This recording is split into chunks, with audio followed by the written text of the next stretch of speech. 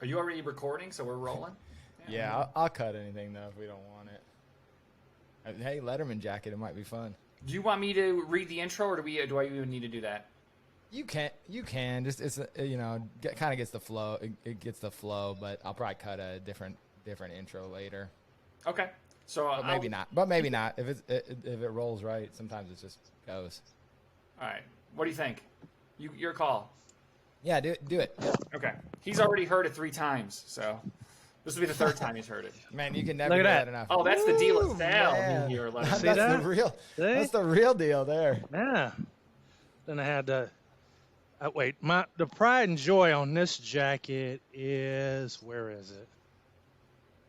Oh, we still tout this one our freshman year. We won 21. Yeah, there it is, the state championship patch. Yeah. Man, how much did those patches mean back in the day? It's crazy to think. They meant a lot.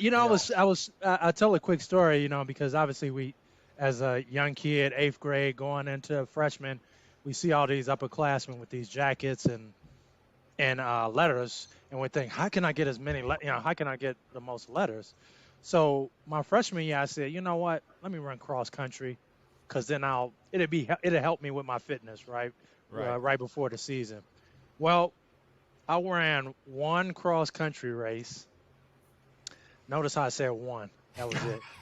And and I realized throughout, they gave us an apple at the end of that race. And that was the best apple I ever had. I think I left the seeds in the core in the stem. But the thing about that, I realized long distance running really wasn't for me. But I realized also these guys are really running. Like I'm jogging, jog, walk, or trying to do something, but these guys really walk. Anyway, But to get those patches and everything and put them on a jacket was everything. That's what you shot. That's what you were playing for. One of the perks. Aminu, I can't remember if I told you this. So I was a runner in high school and then college too. Did you? No, you didn't tell me. De La Salle had the state champ when I was in college, and he went to Kentucky. A runner? Matt Masivic. He was a few years younger than you, and he was actually the starting 2 guard on their basketball team too. He was a legit athlete. Like typically runners are just runners. But Masivic, he won the state title in cross country. He was a stud in track, and then he got a full ride to go to Kentucky. He ran there, and he had a pretty good college career, not a great college career, but he was also the starting 2 guard on a really good De La Salle basketball team too. So he would have graduated in '96, so a little bit behind you. Yeah, that's man. Yeah, about 5 years behind me. So, yeah, cool. Well, hey man, we thank you you got Aaron here now, so he's. I really appreciate all your flexibility here, because I confess I don't know what the tech issues were. I think it was me. This was the first time I ever recorded audio and video, and I think maybe it was just consuming too much bandwidth. So Aaron's here. He'll help us out through any tech issues. We got a different platform. I just want to get it right and not waste your time anymore. So you are going to hear me read the intro for the 3rd time. So I told him that it's not a bad. I mean, he could read that if that was my intro. He could read that to me every day. It keeps getting better and better. So we'll dig into it, man, and then Aaron's going to edit the heck out of this thing and tidy it up, clean it up, and but let's dig into it and get after it. All right, Bears won today, so it's a good day. Yeah. Okay. Good. I left right before they finished up. So awesome. Cool. That was a good win. All right. So I'm going to get going. All right. Welcome to the 19.9 podcast. I'm the Chucker, 19.9's resident historian, and today I'm taking another deep dive in Kentucky Wildcat hoops, this time with former Wildcat Aminu Timberlake, and I'm doing this alongside my co-host, Aaron Meyer. A 6'9" forward from Chicago's De La Salle High School, Timberlake picked the University of Kentucky and coach Rick Pitino over DePaul, Michigan, and others as a coveted prep recruit out of the Chicago Catholic League in 1991. The only Aminu to ever play Division I hoops, Timberlake joins the 19.9 podcast to share stories of getting recruited by Rick Pitino and other coaching luminaries, playing in the greatest game ever, the stomp, the shot, and his enduring memories of 2 years with the Kentucky Wildcats. So, Aminu, thanks for joining us here on the 19.9 podcast. Thanks for having me. Well, we are Geek Talk some UK hoops here, and, we get to this time of season where Midnight Madness is going to be kicking in soon. We got some preseason hoops training going on. Does that feel like a different lifetime ago for you, or is that kind of still a part of your kind of calendar engine, so to speak? Well, right now, more of my calendar is for my girls, right? I have two that play soccer, but one is in college and she plays. And so that's how my calendar goes right now. And so I'm excited to see my daughter at West Georgia this year. This will be her first year playing there. And so, yeah, so I'm excited about all of that. Now, with your daughter, did you teach her how to throw those Catholic League elbows too? I tried. Sharpen those, the slide tackles. You're right. Slide That was tackles. it. I bring that up because my girls play soccer, but every now and then I'm like, oh, that other girl needs a little elbow or something. A hip check. So, I I'm don't glad you think- brought that out. That's funny. Yeah, I don't think, we're two Chicago guys here. Aaron, not a Chicago guy. I mean, I'm Chicago adjacent. I'm from the region, so I can claim like some kind of Chicago adjacent status. But it's interesting because I don't think people realize, especially in the Catholic League and the public league too, how physical the game is. I mean, it's almost like Big East basketball in the 80s. I mean, and then I know we would go play in the suburbs, and if we got suburban rep, we were in trouble because they would call the game so much tighter. I know when we were playing our fellow Catholic League schools, or we played in the East Suburban Catholic, but I mean, it was definitely more physical, and they let us get away with a lot more. And I'm sure it was in the Catholic League for you as well. Absolutely. Those games were a defensive grind. I was looking at them. It's not like the run and gun now, which is a little bit more freer. But then, sometimes the scores were like, I don't know, 30-40 or something, right? And that was a barn burner. That was like, that brought people, standing up at the top of the stairs because there was no room to sit. But those were, again, those were tough fought battles where after the game you would just spit. And you realize, I left. So there was no doubt you left everything on the floor for sure. Yo, you're hinting at it a little bit, but take us through your basketball origin story. We love hearing how you got into the game. We see it. Basketball is such a community that connects people throughout throughout their lifetimes. From player to fan, and we're always interested to see how you got into the game initially. Yep. Well, I'm 48 now. I still play, just a lot of some pickup at least twice a week. Really enjoy that. As I tell people, it's. I still have a very competitive spirit. I still talk the most trash, but I also say I just enjoy getting up and down and getting some wind in my hair. But even though it's nothing much there, but as far as my story, I was a late starter, a late bloomer. That is, I've always been.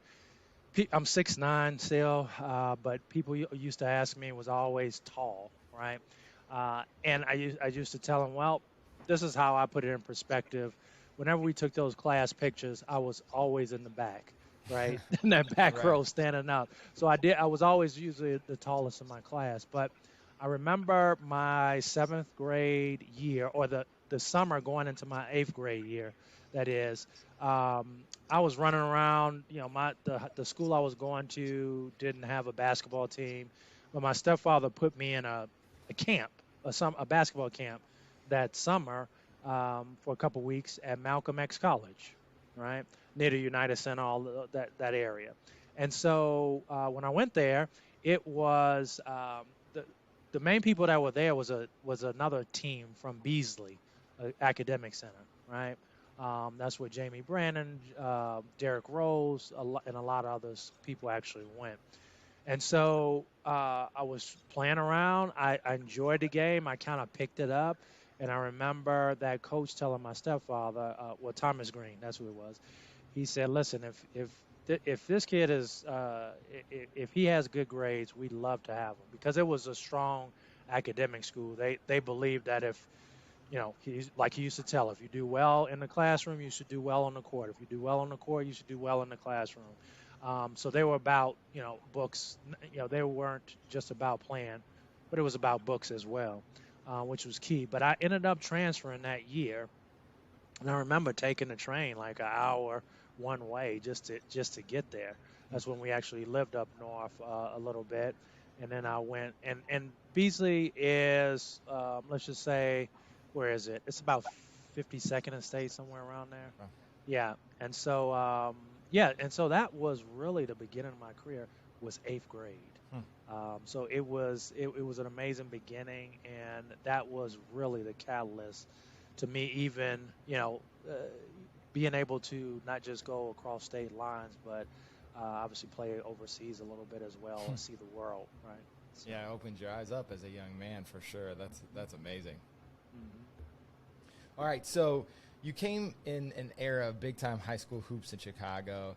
Just your class, the class of 1991, and reading this off is pretty amazing. Michael Finley, Jawan Howard, Tom Kleinschmidt, who is on our podcast, Sherelle Ford.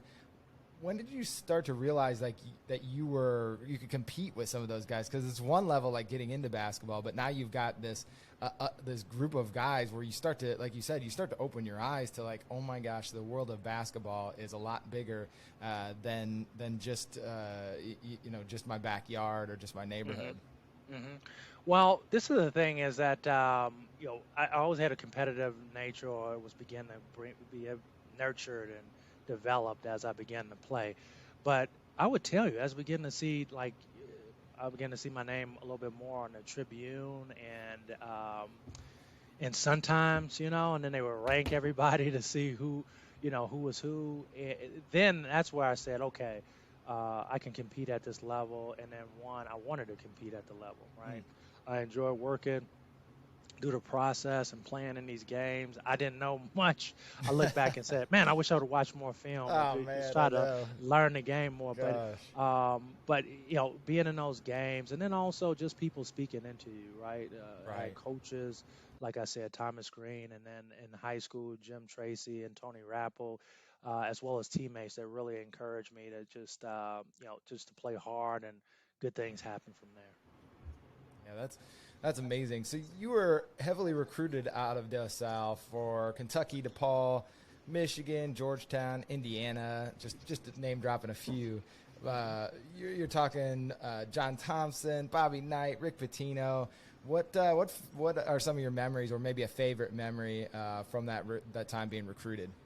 Well, I guess the rule still stands, but you could kind of pick five schools that you would like to recruit you as you kind of narrow things down. So the first memory was I remember Coach Jim Tracy had a, um, I guess a tradition or a part of the program process about recruiting was that he would keep all your letters that you would get until the end of your sophomore year. Kind of didn't want you to get distracted or anything, but and so I Okay. remember one day he just brought me in the office and said, "Hey," and he pointed at this huge box of letters and said, "That's your box, right? You'll get it at the end." But it was just a reminder, hey, there is a bigger picture here that you may not really see. So just make sure you keep your nose clean and Yeah. stay and keep working, right? But the other thing about that recruitment process and kind of narrowing down those schools, I would say one of the more memorable. Well, I had a few stories about home visits, right? So one, John Thompson, he Yes. was all of 6'10" or something, if Uh-huh. you will, because I remember him coming in the house just ducking through, the doorways, and so I was like, wow, this guy's is phenomenal. It's just a huge presence, Yep. and that is one of the schools I grew up really enjoying because they had Patrick Ewing and all these other big men I was supposedly going to follow in some of those footsteps. But the other was obviously Rick Pitino and the crew driving up in. It was three. I'm gonna say three black Lincoln Town cars. Yes. And so that whole crew came The and suits. sold me the suits and everything. He was totally living up to that New York state of mind sort Yes. of Italian culture. But then lastly, I think that one of the most memorable was a of I want to say encounter between my grandmother, who's now 90, Oh, that's awesome. and Bobby Knight. Oh, yes. Yeah. So this is the story: is that they came to my home visit. It was him and a couple other coaches, and so my grandmother happened to be there that day, and I was one of the few. I don't even know if she's gone, if she was at the other ones, but she was at this one, and they gave us a whole spiel and how it would be a right place for me and the school is great. And then they said, basically, any questions or do you have um, any doubts or that any reason why your son or Aminu shouldn't go here that we can answer. So all of a sudden, my grandmother just spoke up and said, "Wow, I do." And I'm like, "Okay, wow, okay, what's going on here?" So she actually tells a story of when she's watching it. And she's not a real sports person. But she was flipping to the TV one night, and she happened to land on an Indiana game, right?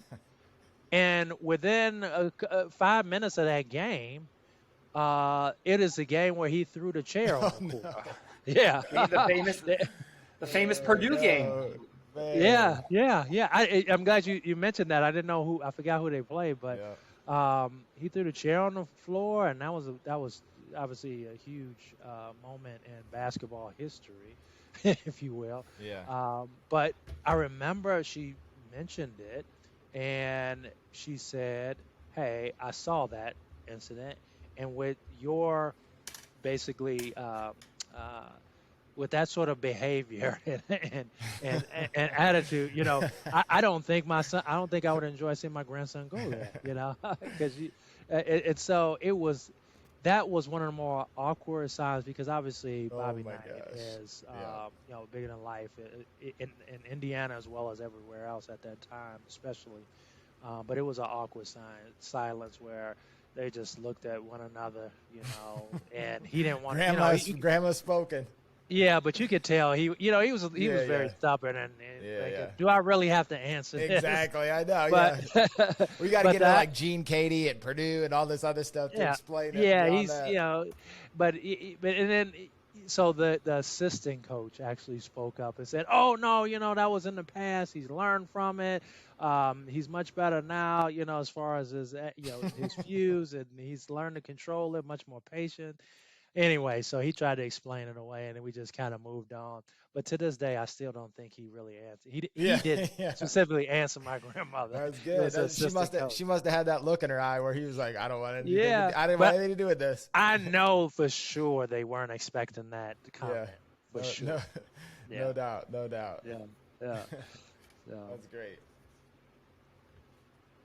All right, Chuck, are you back? Go for number 5. All right, so Aminu, you signed with Kentucky in the fall of 1990. It's important to note that this is not the pinnacle of Kentucky hoops, right? Like, this is kind of a little bit of a low point for Kentucky. The Wildcats are coming off a 14-14 season. They're still on NCAA probation. So talk about what pulls you to Lexington to begin with. well, there's a couple things, but one of the things was just a sale that we were going to be a part of the next stage in Kentucky history, right? That they have gone through kind of the worst of the storm, if you will, which was that probation, or some say death penalty, right? And so after that, he was continuing to build this phenomenal future at the school and wanted players like myself to be a part of it. So that was one of the big sales. The other and final one that I would say, my mom can vouch for this, but it was when I did go to Midnight Madness on my visit. So I went there, and I've never seen anything like it. At that time, it was at Memorial Coliseum, and not a new Rupp as now. So even Right. Memorial at that time, I think sat anywhere from 12 to 15,000. But it was spectacular, and he's a showman through and through, right? And so him kind of resurrecting that, I think it's always been around, but it was, it was resurrecting that and kind of more of a showmanship, right? But when I saw the love of the fans to the players and the players to the fans, the students especially, I just was amazed, and I thought this is the place for me. And so I remember getting off the airplane, and this was back. People don't remember this. Back when the people could actually pick you up at the gate. Yeah, right. Now they can't even go near the luggage. But anyway, so my mom picks me up at the gate, sees me come out. She looks at my face and just like, "You want to go there, don't you?" And I'm like, "Yes." And so she's like, "Just wait a day. Wait a couple days. Let it soak in before you make any commitment." but it was that experience, no doubt, was unlike any I was a part of ever in my life, even today. And so when you get to you're geeked to go there, man. When you get to Kentucky in the fall in 1991, what was kind of your first kind of introduction to like big time college hoops and what's that was like? When did you realize like this was something completely different than anything else you'd experienced previously? Well, again, like I said, the fanfare. So let me point to a couple different situations. So I remember going there once for a freshman orientation, right? And they had the different students that they were there, not just athletes. But I remember going through there, and I was in the class, and they asked everybody to kind of introduce, and then let's just say it was about 20 or 30 people. Asked everybody to kind of introduce themselves, where they're from, and kind of what they were there for. And I remember it was my turn. I said who I was, where I was from, and then said I was here and I was playing basketball, and all of a sudden they started clapping. I was like, they're like, yeah. So I was like, wow, this is something. This fanfare is big. So that was great. So again, something different, and I still didn't know what that really meant as far as Kentucky basketball. But as far as me getting acclimated, I remember that was tough. I was used to working hard. I wanted to work hard. He claimed, not just claimed, proclaimed, and then backed it up. He wanted to be the hardest working team in America, and I think bar none, those practices were one of the hardest ones in America. And so, but I do remember playing and being in a situation where things weren't clicking right away. Right. Yeah. So I'm looking around and I'm thinking, man, what is going on? And this is kind of what I tell kids today that's moving to that next level. I'm like, what's going on? Because I used to be the best, where I was from, the best on my team. Why am I not kind of the best here or shining? But then I looked around and it was reality. I said, well, everybody here was the best. Yeah. Where they were. Yeah. Everybody was the best. The best ever, too, probably. Yes.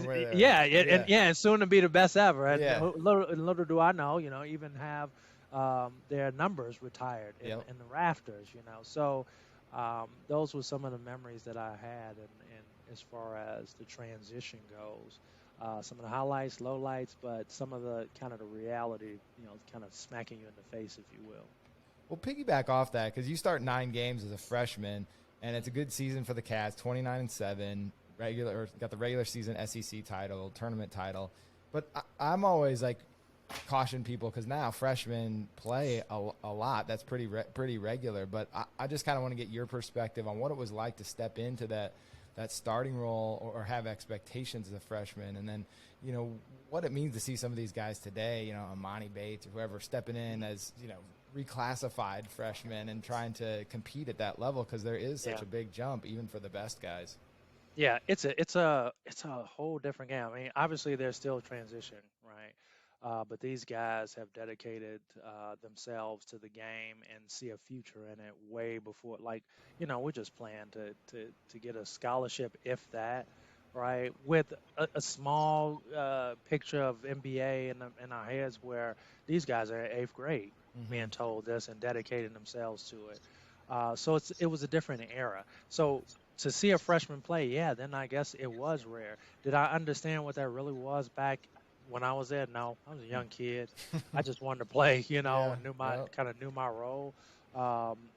It was funny. I was just talking to my wife because we were watching some of the Kentucky kind of pro day, right? Oh, yeah. And then it was a kid on there who was like 6'9", and he was like 225. That's at that time. That's what I would have liked to have been, right? But I was like 6'9", 205. That's that, I was strong. Strong. Could play defense in the post and do it and run. But for the most part, to be a freshman at that age, I really couldn't grasp what that really meant. I just knew I was playing, and I was trying to enjoy myself and please the coach and just be, just add, help get a win. So. Yeah, I love that. Well, let's go back to the 91-92 team. You're on led by the Unforgettables, John Pelfrey, Sean Woods, Duron Feldhaus. These 4 seniors remain committed despite those sanctions. I just kind of wanted to get like the vibe of that team. Like, what was it like coming in with those guys or knowing those guys? Well, no, because they were truly humble, right? And again, when you're that age, I really don't think you could fathom or quite grasp what is actually taking place, Yeah, right? right.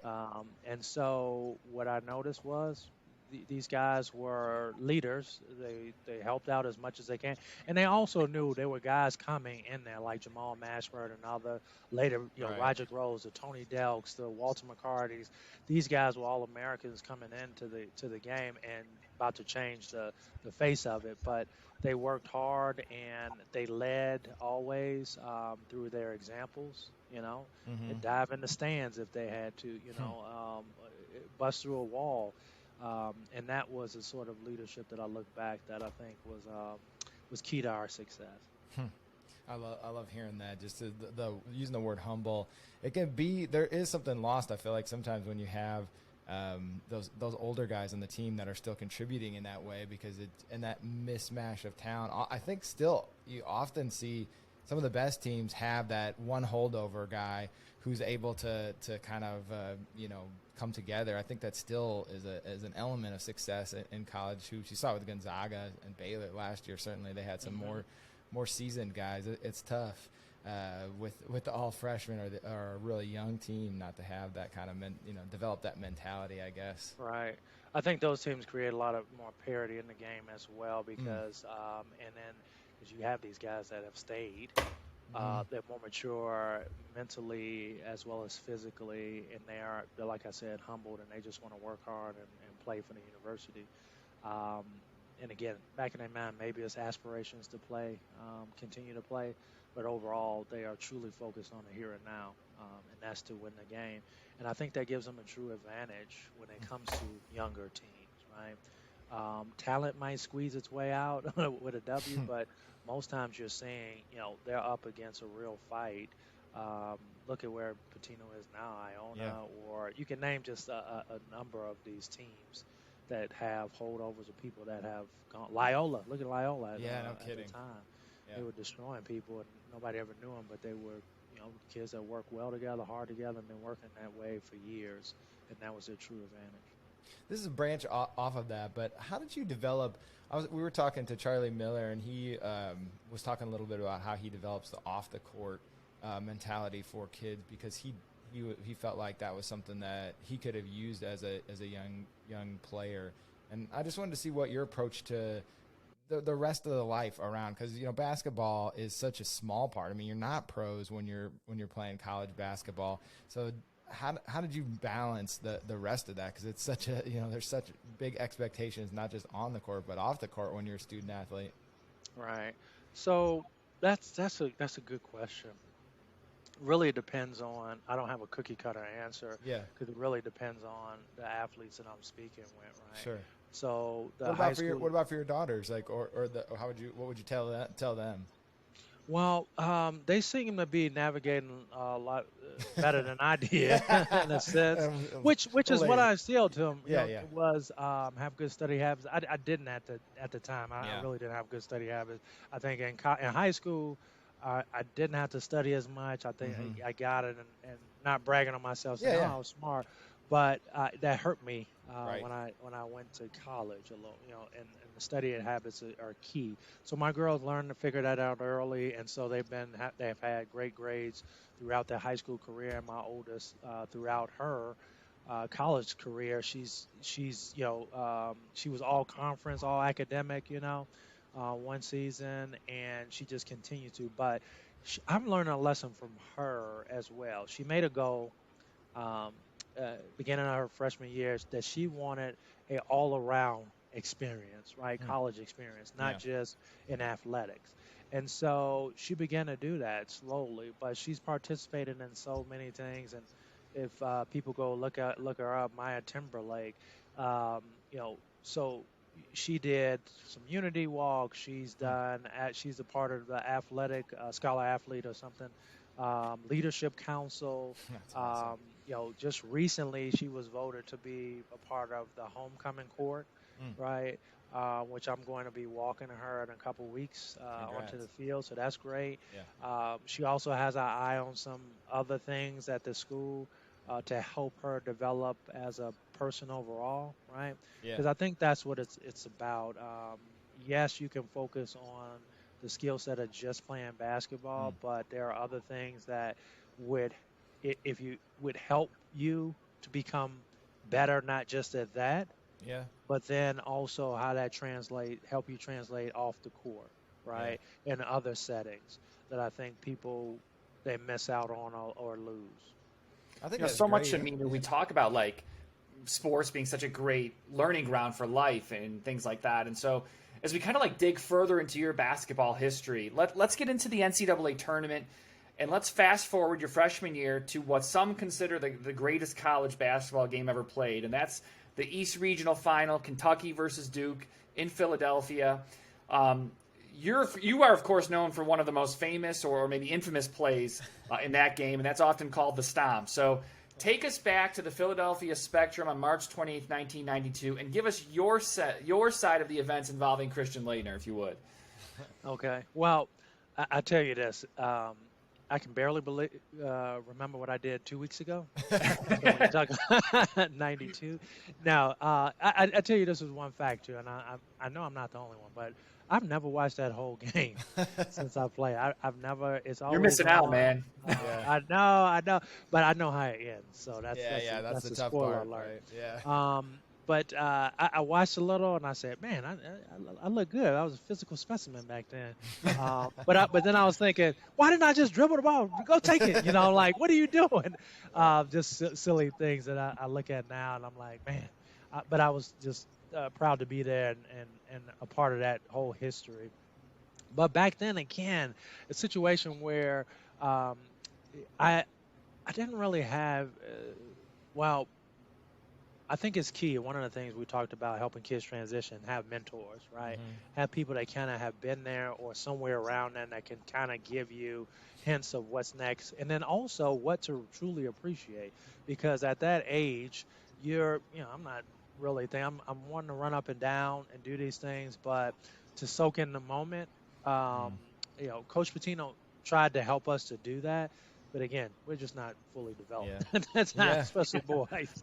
And so I remember seeing Dr. J, Dr. J, because he was around at that time, just hanging out, That's cool. seeing other people. I don't know if, no, I don't think Barkley was there, but Oh, name I, dropping, name drop, man. Dr. well, I J don't think he and was there, but Barkley. I just remember seeing some of these people that were there and, legends of the game.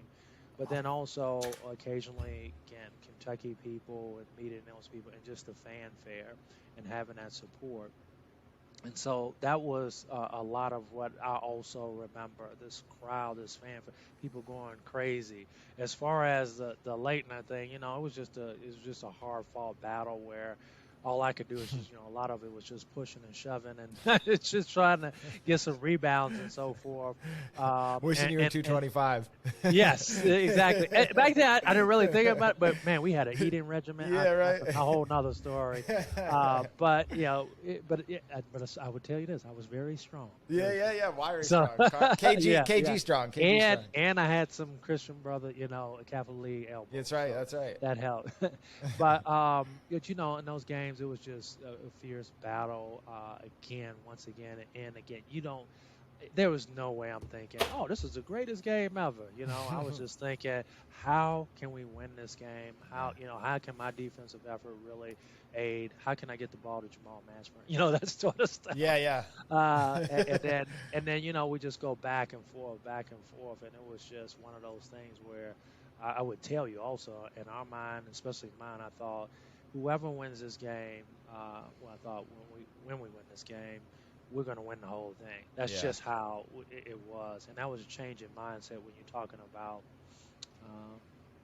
going from actually being on probation to actually changing, going into the new era, if you will, or legacy. Rick Pitino and Big Blue Nation as well, University of Kentucky. Okay, real talk. If you had the name, image, likeness, how many of those "I Hate Christian Leitner" shirts could you have sold? Oh man, that's crazy. So I was thinking about what's his name, Bosworth. Remember, he had some sort of 30 for Oh 30, yeah, right? yeah, So, yeah, so I thought about this. I would have two sets of T-shirts. I would yeah, have I love Leitner. I yeah. sell There you that, go. and then I have I hate Leitner See, and make money on both ends. That's both ends. I love it. yeah, You that's what want I would why do. cut out half of the fans? Right, I because love I it. remember Bosworth did something like that. I was Yeah, like, yeah, that's genius. that's perfect. Yeah. Yeah. All right, so Leitner's foot is only one piece of the drama in that game. It's kind of back and forth, like we were talking about Mashburn scoring a bunch in there. It goes into OT. Sean Woods banks into that crazy shot. Looks like you guys are going to pull off the upset. Go back to those closing moments from Woods' shot to the subsequent huddle. Kind of what was Coach saying, or just anything. Maybe even Yeah. it's hard, maybe specifics, but maybe like the sense of the moment then, like that right before that last shot. Yeah, I think Coach Patino, if I remember correctly, um, he was very skilled at his job, right? In doing it, he always kind of had an answer. If not, he had a crew behind him that would really kind of help guide us and so forth. So he always had an answer in these huddles and what to do and kind of keeping our composure and going back and forth, right? So that was key. And that kind of galvanized us so that we always had a mind that we were competing always and that it was not just to be there, but to compete to win. Hmm. And that we would, if we competed at a high level, we'd always have a chance to win. And thinking about those guys, again, not big names maybe at the time, except for Mashburn. Yeah. It was just one of those things where you had these guys just come together, fight as hard as can, win a lot of big games, and continue that run. And I still think, again, today, if we would have won that game, we would have won everything. Hmm. But as far as the back and forth, I just remember it being like breathtakers every time. It's like, ah, ooh, ah, it's just all these emotions, going through as we kind of continue to watch the back and forth, trying to figure out Yeah. how this game was going to end. Yeah, I think the speed, since I obviously never got to play on that level, but the games seem to like speed up almost. It's hard to like slow your mind down when so much is happening at once, and to be on that level must have been pretty amazing. Yeah, and it's true about that speed of the game. That's another transition people have to go through. Well, I went through because I remember being. I think it was one time we were playing like Georgia Tech, and I remember we had set screens and we're doing all this other stuff. But I remember one day I was out there and I felt like I was just everything was I was in slow motion, right? Yeah, Usually when the game is good, everybody else is in slow motion. But I yeah. remember it was like what in this game, this speed, and that's when they had like Mackey, they had all these giants and so forth. And but I remember so sort of to that point, the game was fast, as far as the Duke game goes. But the back and forth, it was just it was amazing to watch. And again, some of this is hindsight when you have people constantly telling you, greatest Yeah, game yeah, ever. right. Right. And so to be a part of that, I just was very grateful and still amazed, at some of, how people remember them watching it and where they were and still being a part of that whole legacy. Yeah, that's awesome. So you said you prefer to not remember the game as the stomp or the shot, but Coach Pitino's post-game speech to the team. So bring us back to that and why that's the element of that game that sticks with you all these years later. hmm So again, he was prepared, right? Because and I guess you obviously could have gone both ways, but I remember he Mm-hmm. had a old Sports Illustrated where I forget what it said on the front, something like disgraced or something. But it showed like when Kentucky was at its lowest point, and they were on probation, and so and they were made that cover of Sports Illustrated. Well, either way, he was still showing us. Obviously, he meant for us to win, but he showed us and said, "Listen, there's nothing that really hang your head. This was a tough loss, Mm-hmm. obviously, especially for the seniors. For me at the time, I thought we're going to be here next year, and then we're going to get them. Always, right? But you look at the seniors that were there and all that they did, and like you said, they stayed when everybody left.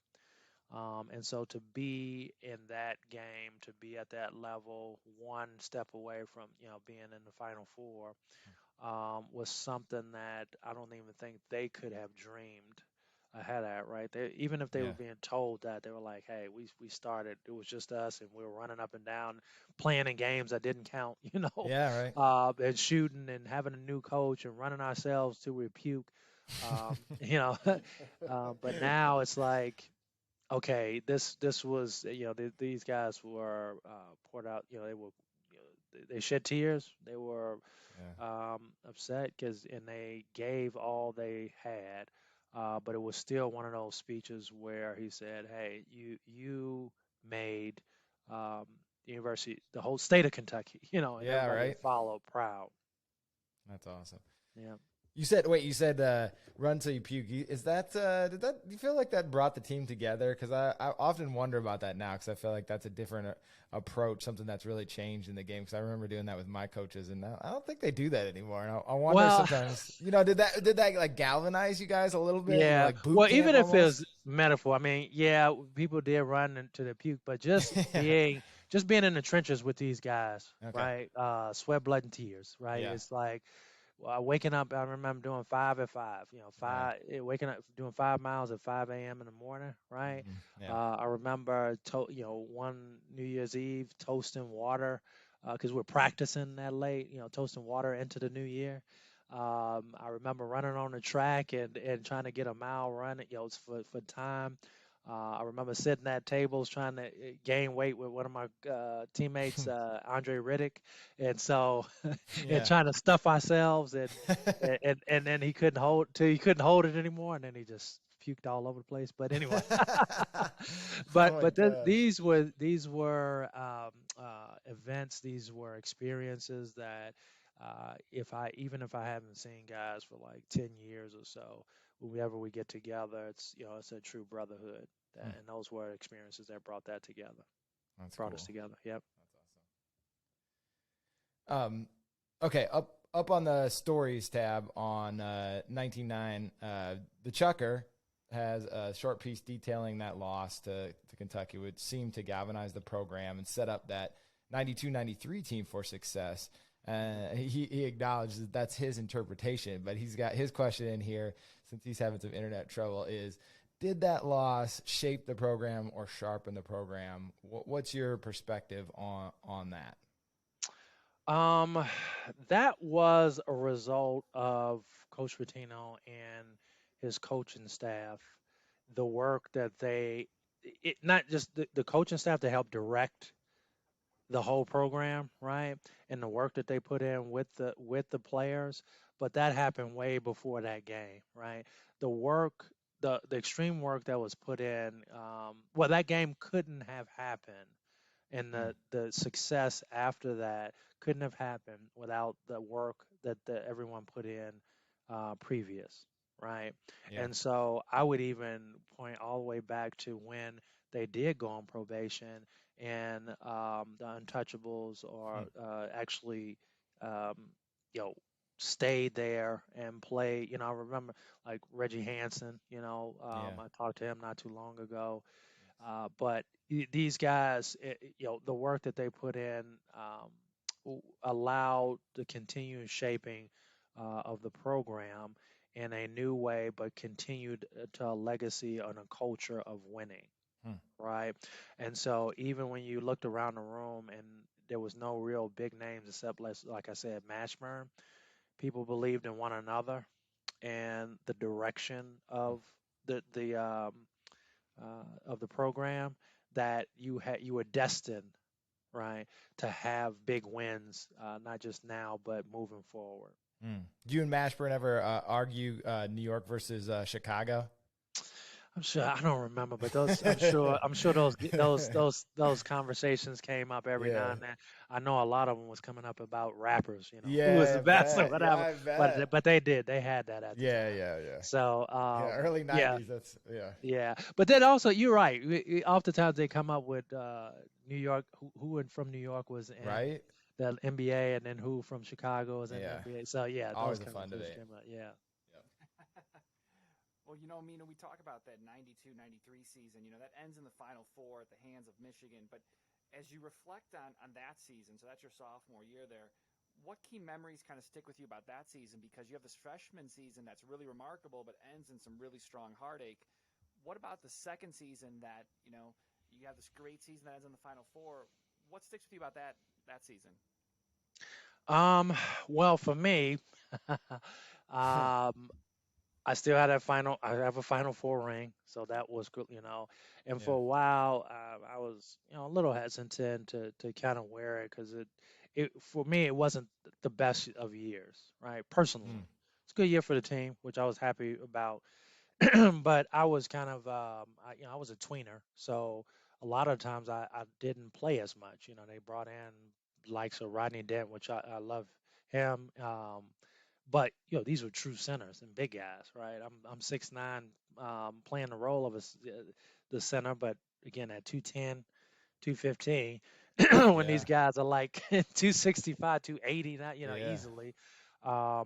So I didn't play as much, and so I still fought hard. Still was a part of the Kentucky family and the team and everything. But that was a tough year for me where basketball was kind of let me down a little bit, right? So this is personally. Yeah. Um, as far as the team goes, I still celebrate that, wear the ring on occasion, because then also the mature, Timberlake realized not a lot of people have those rings, right? Um, Now you win, well, nothing against badminton, but you could win a state champion high school conference and they give you these big rings, Yeah. Right. But but back then those rings really meant something because again, not everybody has those. It's like the patches on that Letterman jacket back in the day. Exactly, Yeah. exactly. So, which I can show you guys again, he's because still I'm proud of he's this. still Yeah, I'm breaking it proud of out. this, man. So, I um, love it. but overall, Breaking out the meteor. yeah, but overall, I could just think about the friendships and so forth that were built there were second to none. Well, that really then leads to your next step in your basketball journey and your personal journey too, because after that sophomore season, you transfer after that season, you go to Southern Illinois, Hmm. and you complete your career there. Talk a little bit about what went into that decision and how you kind of navigated that on a personal level as, a 20-year-old. Yeah. So, again, I didn't have anybody to kind of help walk me through it. So that was a challenge, and that's why when I talk to kids and that I see these kind of opportunities to share the triumphs as well as the struggles to help prepare them for those next levels of transition. Um, Anywhere from just making sure you keep your well, I would say it's about the DMs, as people say now, right? It's not the DMs that people think about now, direct messaging, but it's about Hmm. diplomas and it's about memories, right? And really holding on to those things and keeping focus on those things. But you know, as far as for me and my transition, it was kind of tough. Yeah. I was a big name, and I came in, and quite frankly, I didn't have a stronger career. But I think overall, I found my wife of 25 years Mm. to school. That's I that's became a, something. yep, I became some days. No, I'm just no, I became a Christian, and that was a battle in itself because at Mm. some point in time, basketball was my guy, but then realized that is falls short of the Mm. true God, and yeah, and so I gave my life to Christ and was baptized, and went on mission trips to South Africa, Zimbabwe, and South Africa and New Zealand, began to see the world in a different manner, also combined with sports. And just when I was going to hang my shoes up, I had opportunities to go overseas and play, right? Mm. And so that love of the game and that also embracing the love of Christ, I think put me on a whole nother trajectory of, again, appreciation for the road that I travel, its hardships, Mm. but also its victories. So when you're looking back at the season at Kentucky, what was how do you think? I guess what's your overall like thought of it or impression? What's your sense of it? Is it the relationships you've hit on that a few times, or is there something else like the opportunity to grow, or what's the one thing basketball wise that you kind of reflect on all these years later? Let's see. I went back and forth a little bit, because I was challenged because you always want to be very successful, right? I wanted my name in the rafters, Yeah. but that didn't happen. That's okay. I'm still alive, have great family, and doing things. But as I look back, I just look and say that was a great experience, right? And I'm oftentimes reminded of that simply through the wonderful people, Big Blue Nation, and all that they represent, right? And Mm-hmm. sometimes like crazy, obsessed, but mostly just the love for the game and the culture. Yeah. So I'll tell one story that I had a few years back. The Tournament of Champions was in Atlanta. I actually had a chance to go, and that's when I first, someone got me. I was invited, so somebody they had some really good tickets, and they brought me a present, which was I still hate Lakeman shirt. So I remember I wasn't gonna wear it at first. I said, yeah, that's not really me, Yeah. But they're like, no, you have to wear it. And I'm like, Yeah. okay. So I wear it, I go. And matter of fact, I was, still in business as corporate leadership and everything. So I remember I had a nice sport jacket too, but I had this shirt underneath it. Yeah. Right. And so I wear it, but I realized, people started recognizing me a little bit, and I had that shirt on, and that drew a little bit more attention. And so I remember sitting and watching the game, and somebody tapping me on the shoulder, and I was like, "Hey, what's going on?" They said, "Hey, can I take a picture with you?" And Yeah. I said, "Oh, great, yeah, that's fine. Let's take a picture." So I take a picture. Someone else kind of steps in. "Hey, Aminu, that you're here. You do look great. Take a picture." And the next thing you know, it's three or four of them, right? And I'm like, yeah, this is fun. But I'm enjoying it because Yeah. I'm kind of hiding out doing my thing and not thinking I'm not really that big or they've Right. forgotten about me. But again, this is how I'm thinking about the whole experience, and I think this kind of sums it up in this interaction. And so what I realized, I'm taking a few pictures, and then next thing you know, I look back and there's a line of like 20 people waiting to take a picture with me, right? And so I think that love, that Big Blue Nation love for its players and them wanting to be share in that, that whole overall experience with the players, I think is second to none, and something where I truly appreciate more today than I believe when I was a freshman, right, That's awesome. and college. Well, Mina, you've taken us through a lot of good things today in terms of Kentucky hoops and kind of your journey. And let's just kind of, before we get out of here, let's get you on some quick hits and some run and gun style questions. And so, what was the coolest arena you ever played in? Um, let's see. Besides De La Salle, uh, no air Letterman conditioning. jacket. One Just a more time. bunch of. Letterman jacket. One more time. I no, I would say it's still rough, hands Yeah. down. I mean that played and I played in the older rough, but just to see 25,000, that was basically unheard of, right? Yeah. As far as college goes, and it was floor to ceiling full of people and energy and just fantastic support.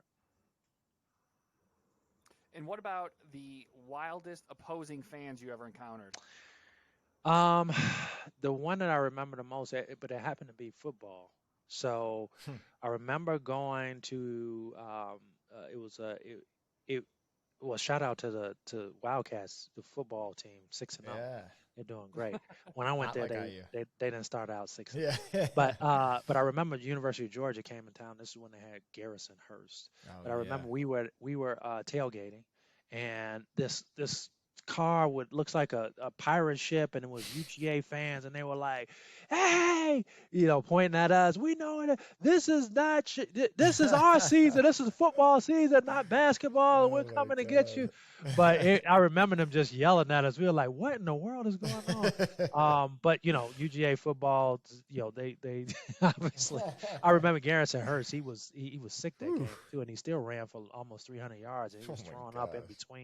in between plays. But it was true. They won that game. So Hmm. what they say. I presume you guys got him in basketball season though. So Oh, that's really Yeah, good. absolutely, yeah. absolutely. Um, So Tell me, who was the most impressive opponent you ever played against? it's funny. I just saw a picture of this, but it was Allen Houston at the time. Shaq was around, but I don't know. Just Allen Houston was just one of the smoothest players who kind of dominated the game. Not a lot of fanfare. I didn't see him talk a lot of trash or make a lot of gestures, but he just dominated the game from beginning to end. And so that's one of the players that kind of went off. Obviously, he had a good pro career as well, but I think some people forget his time at Tennessee, which he was very dominant. Cool. Yeah. So let's one word you would use to describe Big Blue Nation. That would be hard, but I think I would say unmatched, right? And then you could put anything after that. Unmatched enthusiasm, unmatched love, unmatched history, and again, tradition. So, but I would say unmatched, and again, you could Hmm. put anything afterward. But that group is amazing. That's great. All right, and you talked to us a few things about Coach Pitino here. You talked to us about him rolling up in his recruiting trip with a little bit of an entourage. You talked about the great speech after the Duke loss. Hmm. What's just besides those things? Maybe just one other thing you haven't shared with us here. That one thing you'll just never forget about Coach Pitino and your experience with him there at Kentucky. Hmm. Um, I think he really understood about the game at that time, especially about bringing in these kids, especially from the city. He understood where they came from, who they were, and he wanted to instill some things that were outside the court, right? And obviously, I think he knew as a connection that how you build character on the court from work ethics and other skill sets that would transfer off the court. But I remember we had etiquette class. I mean, Hmm. not for a grade, but it was, but it was to help us develop because he knew that we would be in different situations that we weren't used to. Hmm. So to know, this fork here is used for this or this glass is here for that, he knew that these kids from the city with somewhat, sometimes poor backgrounds Hmm. wouldn't, wasn't exposed to this. So this was time to teach us, right? So we went to nicer restaurants and so forth, and he gave us these experiences to help develop us overall. So I thought he was great at the college level. Um, I knew he came from the pros, but I just thought he was better Hmm. at the college level because he understood these kids and kind of the responsibility of being their coach and kind of their mentor, um, and kind of putting them in a better situation for the next stage in life. Hmm. That's great. All right. Well, hey, man, we're going to end it there, Aminu, and appreciate joining us here on the 19.9 podcast and talking a little about your basketball journey and Wildcat Hoops, man. I think it's a fun journey, and I hope you like to go down memory lane with us, and we appreciate it. Yep, and I do, and again I say thank you, gentlemen. These shorts Ooh. represent, Oh yeah, yeah. 1990s. These things are great, man. And like I Oh said, man. I got to find some new shoes, but these take me back because these were the same shorts or the style Yeah. that we wore in '91, and Yeah, you got to get so to a game where get that I hate Christian Laettner shirt with those shorts on. You'll be taking pictures all day long. more pictures. I got to get some more white shoes though. I got to That's find right. some Yeah, white shoes. yeah, that's right. Shoes. Or I love Yeah. Christian Laettner too. You can switch depending on the person. Yeah, I'm gonna sell both. I'm gonna sell both.